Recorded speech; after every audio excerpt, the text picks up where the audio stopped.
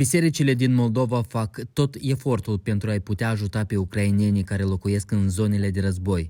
Un convoi din 6 microbuze cu ajutoare umanitare a ajuns ieri în mai multe regiuni din Kiev, Jitomir și Harkov, sub coordonarea lui Valeriu Doncilă, pastorul Bisericii Metanoia. Împreună cu mai mulți voluntari suntem în Ucraina și venim de la Kiev, Jitomir, Harkov. Suntem câteva mașini aici, una încă e în drum de la Harkov încoace. Ceea ce facem e ajutăm bisericile din Ucraina cu produse alimentare, produse igienice și alte lucruri de care au nevoie pentru ca ei la rândul lor să ajute oamenii din localitățile și din orașele în care sunt. Toate aceste produse au fost donate, toate aceste produse sunt gratuite și echipa de voluntari deja mergem a doua oară în Ucraina. De asemenea, nu mergem doar noi, organizăm și transport voluntari din Ucraina care să preia produsele și să le ducă. Astfel că acest convoi este o mică parte din ceea ce facem. De fapt, peste 50 de autobuze sau microbuze de genul respectiv am dus de la începutul războiului până acum la frații, la bisericile din Ucraina. În mod special trimitem la acele biserici care se află la linia frontului, în mod special Nikolaev, Odessa, Jitomir, Kiev, Harkov și deja frații de acolo duc aceste produse acolo, în acele locuri în care noi nu reușim să mergem, pentru că nu reușim să mergem prea departe, dar ei fac această lucrare, fiind la ei acasă, pot să facă mai multe decât noi. O refugiată cazată la vadul lui Isaac, raionul Cahul, afirmă că materialele de studiu biblic inductiv sunt de folos pentru ea și alți refugiați în vremuri tulburi ca acestea.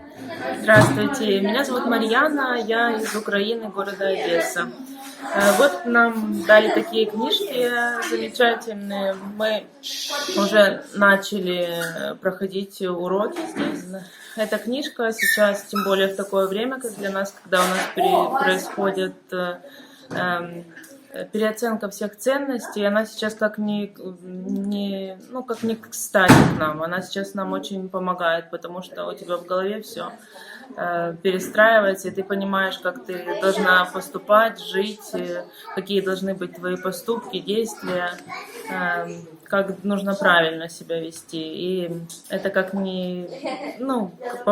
очень помогает нам сейчас. И вот мне дали такую следующую книгу «Освобождение от страха». Она сейчас нам тоже очень нужна всем украинцам, потому что мы все боимся за себя, за свою семью, за всех своих близких, за нашу родину.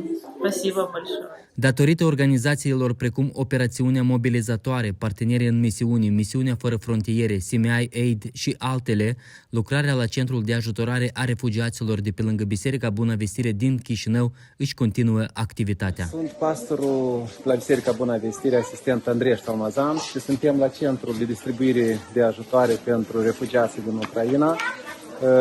Vreau în primul rând să mulțumesc tuturor organizațiilor care sunt cu noi și au făcut posibil ca să avem aceste produse și astfel ieri au fost distribuite la peste 700 de persoane. În fiecare zi avem seara tot gol, dimineață punem și pe la amiază deja nu este, iar mai încărcăm încă o dată. Ieri aici au lucrat peste 10 voluntari, nu reușăm să facem față. Dar mulțumim lui Dumnezeu pentru că putem fi de folos și putem împlini astfel împreună cu toți cei care simt cu nevoia aceasta, nevoile celor care sunt acum și ei chiar spun singuri. Noi nu avem nici bani, nu avem nimic. Și acum vine un flux și mai mare din orașele care au fost distruse, care chiar vin absolut cu nimic, absolut cu nimic. Chiar astăzi am dat un microbus la un centru unde cu refugiați tot nu au nimic, tot produse și am încercat ca să împlinim și acolo nevoia. Câți oameni au fost, de exemplu, ieri? Da, cum am spus, 700. 700. Da, pentru 700. 200 care au intrat, dar noi le spunem să nu vină toți, vin cu documente, cu uite atâția suntem în familie, dar le dăm pentru toată familia. Dar unul din familie, pentru ca să nu se facă ambutiajul ăsta care îl avem aici și așa. Ieri au fost și de la forțele armate, aici au fost și carabinieri, aici și poliție, au fost aici, ieri au fost foarte mulți, pentru că treceau și au văzut, da, că e foarte multă lume și s-au oferit ca să mențină ordinea publică, dar mulțumim, oamenii sunt așa ascultători, cuminți și ne stăruim să nu facem probleme la cei din jur.